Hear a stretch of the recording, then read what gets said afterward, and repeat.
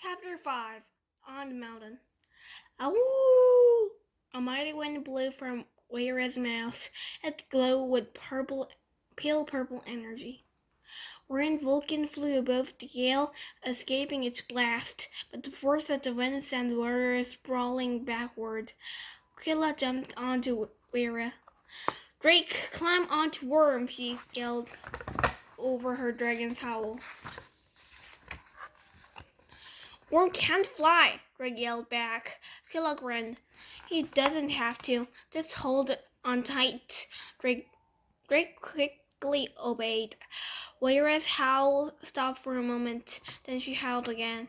This time the wind whipped around Weira and Worm. It picked up the dragons and their riders and launched them into the air. Down below, Queen Amaru shouted at them over the wind. "No one steals from Queen Amaru. I will find you, and your dragons will be mine." Drake had only flown on dragons a few times before, but it always made him dizzy. He looked down at Weira's magical wind swiftly carried them over the mountaintops. Fluffy clouds floated beneath them. Roaring Vulcan flew up to meet them. "This is beautiful," Rory cried. Her green eyes sparkled with excitement.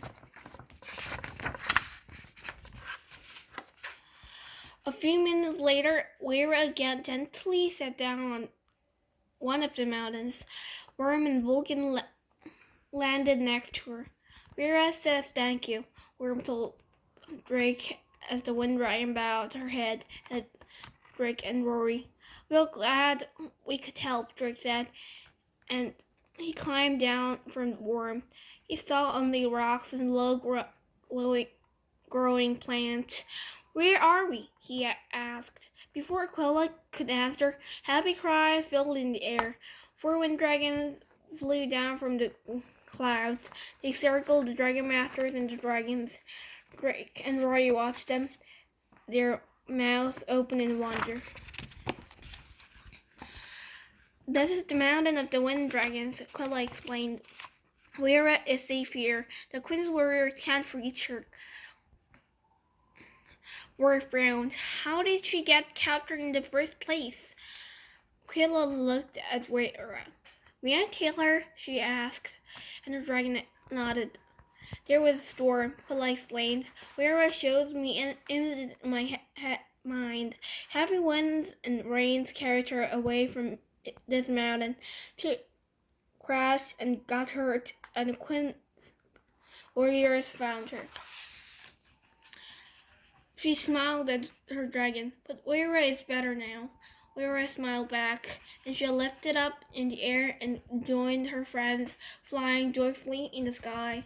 "Quilla, we need to ask you a favor," Drake said.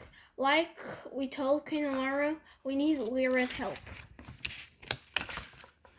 "You shall have it," Quilla replied. "Wherein I would not be free if it weren't for you."